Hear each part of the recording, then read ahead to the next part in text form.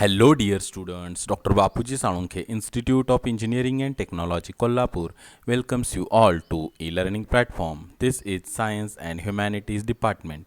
Myself, Mr. Sudarshan Dinkar Mahadik, and the course which we are learning is Applied Science Physics. The unit which we are learning is Electricity and Capacitance. The learning outcome for our today's lecture is calculate the EMF of a given cell using potentiometer. So let us see, dear students, what is potentiometer and what are their functions. Okay, potentiometer. A potentiometer is an instrument developed for the measurement of an unknown EMF by comparing it with known EMF.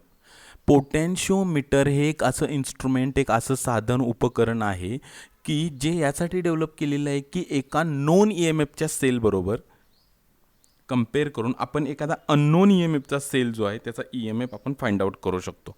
पहा, you can know the E M F of cell with comparing it with the cell of known EMF with the help of potentiometer.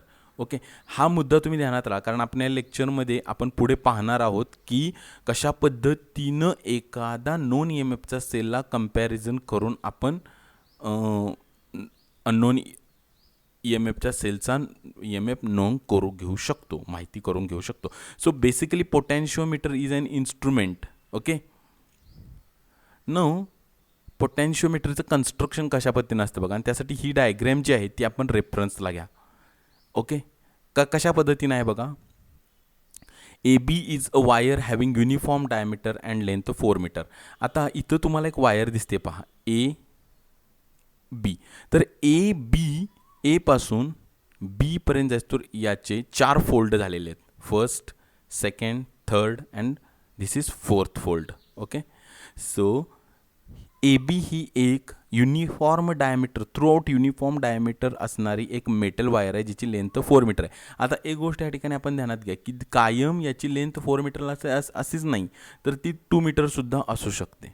Okay, आणि ही जी wire आहे, ए B ही जी wire आहे ती एका rectangular wooden बोर्डवर stretch केलेली आहे. It has been stretched on a rectangular wooden box as shown in a figure. म्हणजे आपण हे जो पोर्शन पाहत आहात तो ॲक्च्युली एका वुडन बोर्डवर आहे. ह्या मेटलच्या प्लेट्स आहेत या ठिकाणी, हे पहा, आणि याच्यावर या वुडन प्लॅटफॉर्मवर किंवा वुडन बोर्डवर ह्या अशा पद्धतीने ही 4 मीटर लांबीची युनिफॉर्म डायमीटर असणारी मेटल वायर आहे ती स्ट्रेच केलेली आहे.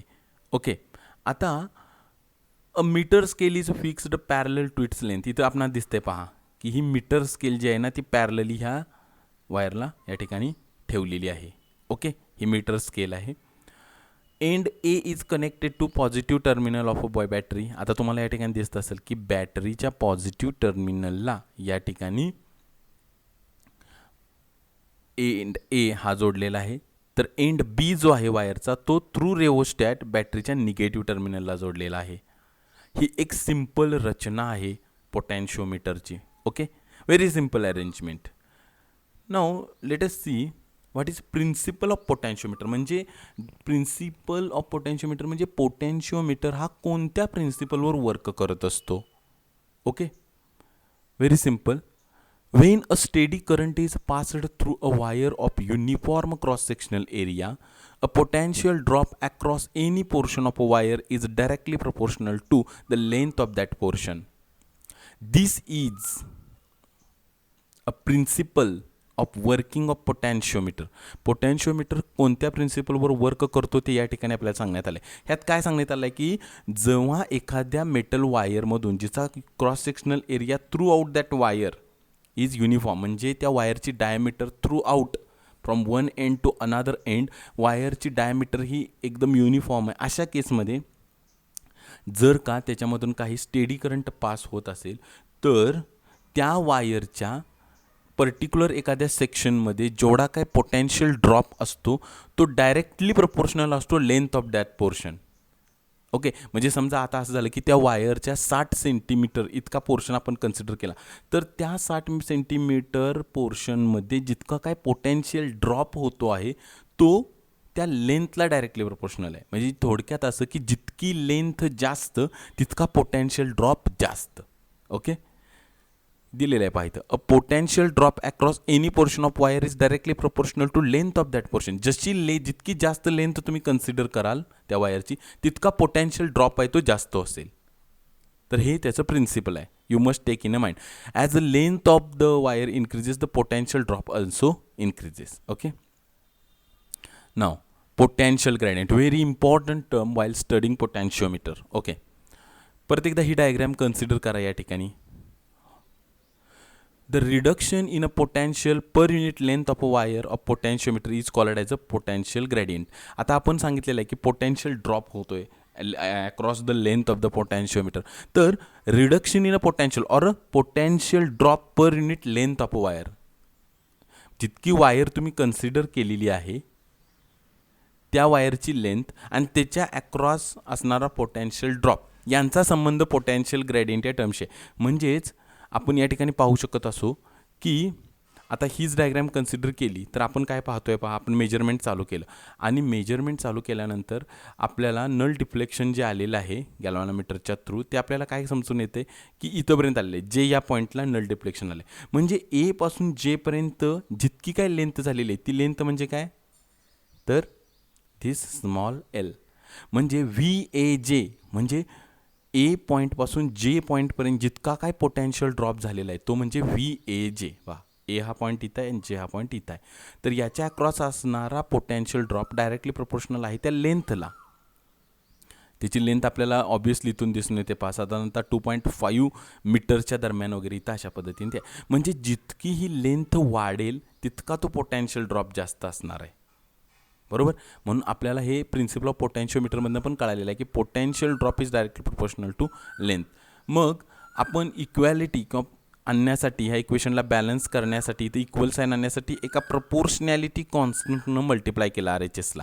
Okay. V A J is equal to K L. What is this K? K is called as a potential gradient. आणि जर का आपण त्याचा फॉर्म्युला रिअरेंज केला तर कसं होईल, potential gradient is equal to V A J upon L. म्हणजे पहा V A J upon L. म्हणून जर का तुम्ही डेफिनेशनकडे पाहाल, the reduction in a potential per unit length of wire is called as a potential gradient.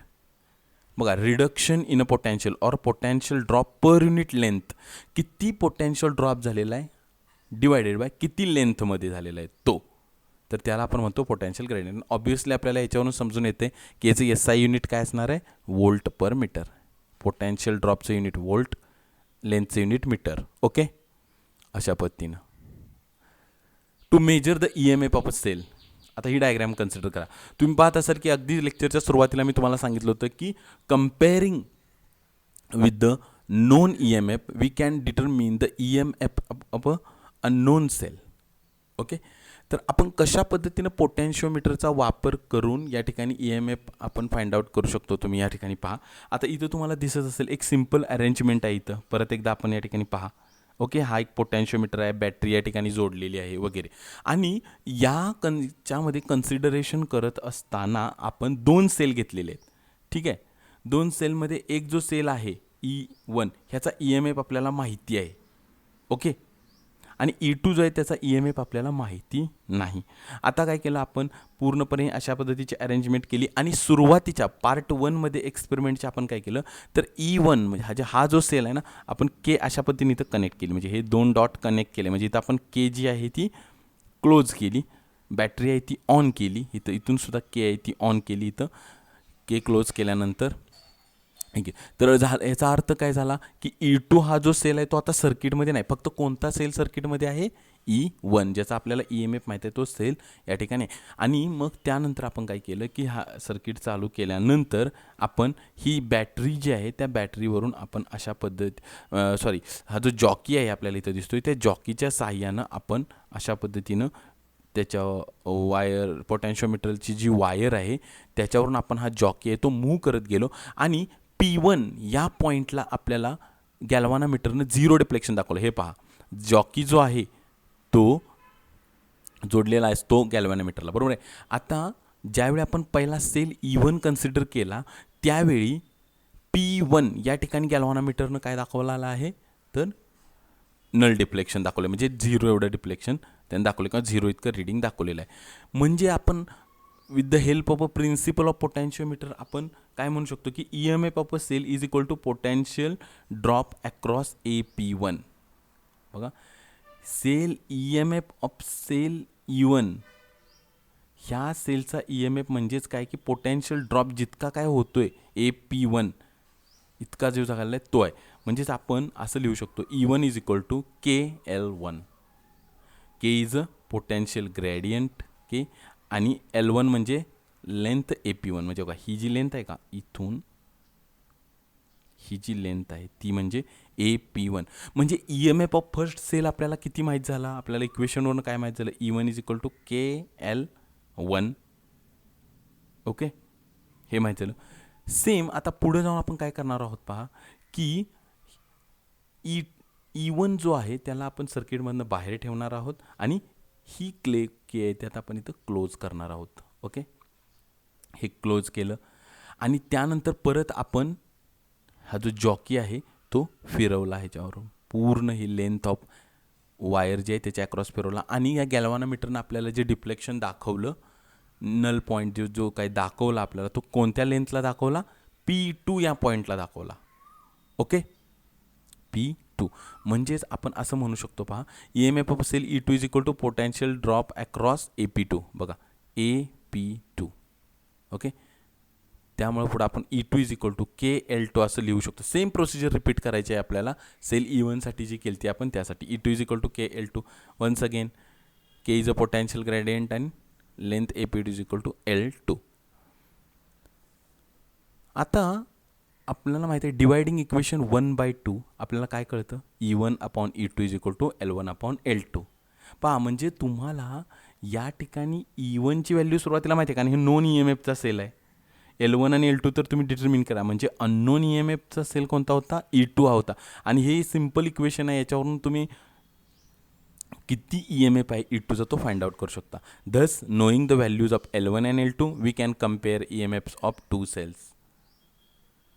म्हणजे तुम्हाला दोन्हीचा जरी EMF माहीत नसता तरी त्यांच्यात किती फरक आहे हे तुम्ही सांगू शकता L1 आणि फक्त L2च्या व्हॅल्यू फाइंड आउट करून. आणि E1ची व्हॅल्यू जर का तुम्हाला माहीतच असेल तर तुम्ही E2ची व्हॅल्यूसुद्धा फाइंड आउट करू शकता. Okay, thank you dear students.